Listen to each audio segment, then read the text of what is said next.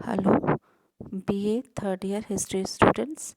आज हम history second का ही पेपर ले रहे हैं, राजस्थान हिस्ट्री का।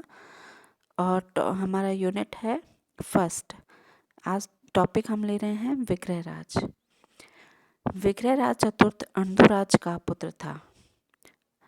विग्रह राज चतुर्थ ने अपने भाई 777 ईस्वी जगदेव की हत्या कर अपने पिता अर्णोराज की हत्या का बदला लेकर सिंहासन पर 1150 ईस्वी में बैठा। राज्यारोहण के समय विग्रह राज का लक्ष्य केवल प्रतिशोध लेना था। अपने पिता की हत्या का प्रतिशोध तो उसने ले लिया, अब कुमारपाल के हाथों में अपने पिता की पराजय एवं अपमान का बदला लेना था। इसके लिए उसे चालुक्य राज्य के विरोध में अपने प्रतिशोधात्मक अभियान किए। विग्रह राज के 11 शिलालेख प्राप्त हुए। इसमें से सबसे पूर्व का अजमेर के 2.5 दिन का झोपड़ा से जो प्राप्त होते हैं।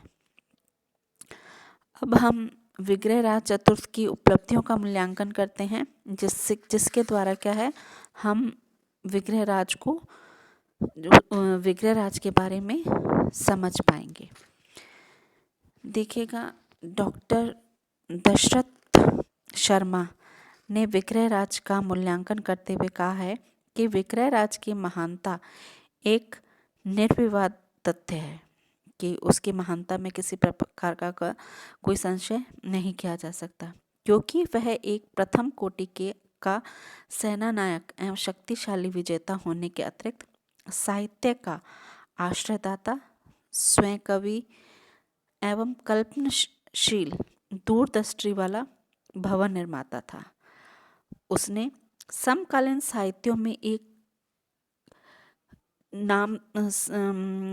समकालीन जो साहित्य में एक नाम उसने कमाया था।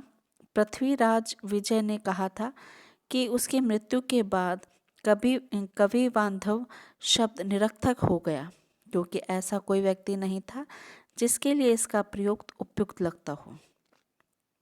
चालुक्यों के समर्थक मेरुतुंग कृत प्रबंध चिंतामणि में विग्रह राज के विरोधी कुमारपाल ने भी आलोचना से बचने के लिए उसने कवि बांधव उपाधि धारण कर ली। विग्रह राज के आश्रित कवि सोमदत्त कृत ललित विग्रह राज एक उच्च कोटि का ऐतिहासिक नाटक है। इसका अधिकांश भाग नष्ट हो चुका है। चौहान प्रशसित तथा 2.5 दिन का झोपड़े में अनेक शिलालेखों का उत्कीर्ण विभिन्न देवी देवताओं की स्तुति उच्च कोटि के काव्यों का उदाहरण है। सोमदत्त कृत ललित विग्रह राज नाटक की पंक्ति से प्रकट होता है कि विग्रह राज न केवल योद्धाओं में बल्कि तत्कालीन विद्वानों, साहित्यकारों में भी अग्रणी थे। विग्रह राज की संस्कृत भाषा के कवि होने की प्रतिभा का पता उसके द्वारा रचित हरकेली नाटक से चलता है, जो 2.5 दिन का झोपड़ा से प्राप्त शिलालेखों से मिलता है। डॉक्टर कोल्हार्न ने कहा है कि हरकेली नाटक इस बात का प्रमाण है कि प्राचीन काल में हिंदू शासक कवि के रूप में विख्याति अर्जित करने के लिए भवभूति तथा कालिदास से प्रतिस्पर्धा करते थे। एक भवन निर्माण के रूप में उसकी प्रसिद्धि का प्रमाण अजमेर में निर्मित सरस्वती मंदिर है, जो धारा के शासक भोज द्वारा निर्मित सरस्वती कंठवर्ण विद्यालय के आदर्श के अनुरूप बनाया गया है। यद्यपि कुतुब मीनार के शासक में इसे मस्जिद में परिणत कर दिया, परंतु फिर भी अवशेष चिन्ह इस बात का प्रमाण है कि वह हिंदू भवन है। टॉड महोदय ने भी इसकी प्रशंसा करते हुए कहा है, यह अत्यंत सुंदर और प्राचीन हिंदू भवनों के उदाहरण में से एक है। विग्रहराज द्वारा निर्मित वीसलपुर उसकी निर्माता प्रतिभा का एक अन्य उदाहरण है।